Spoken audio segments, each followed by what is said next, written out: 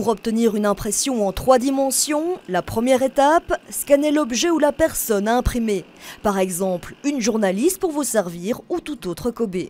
Une fois la personne, on les met sur un plateau, on les scanne et on accueille un premier fichier qu'après on va travailler. Ici, le modèle, c'est qui ? Ici, c'est ma belle-mère. Mais il faudra 5 heures pour obtenir la copie en plastique du buste d'Elisabeth. Prenons un objet plus simple, une clé. Une fois modélisée, il suffit de glisser le fichier dans la machine. Elle chauffe et peu à peu, une clé prend forme. 20 minutes plus tard, on nous la garantit, prête à l'emploi. Une clé comme ça, donc on a une vingtaine de minutes d'impression, donc il faut compter 4-5 € à peu près pour l'impression.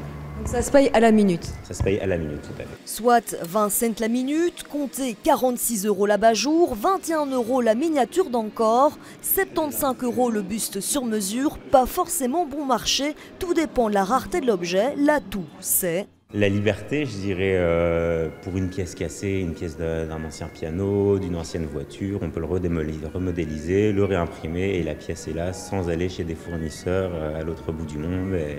Pour des pièces introuvables. Comme cette pièce, fabriquée pour une voiture ancienne, la liberté des formes est totale. Seule limite, la taille et la solidité selon l'usage de l'objet.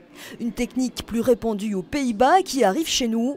Le premier magasin d'impression en 3 dimensions a ouvert cet été à Bruxelles.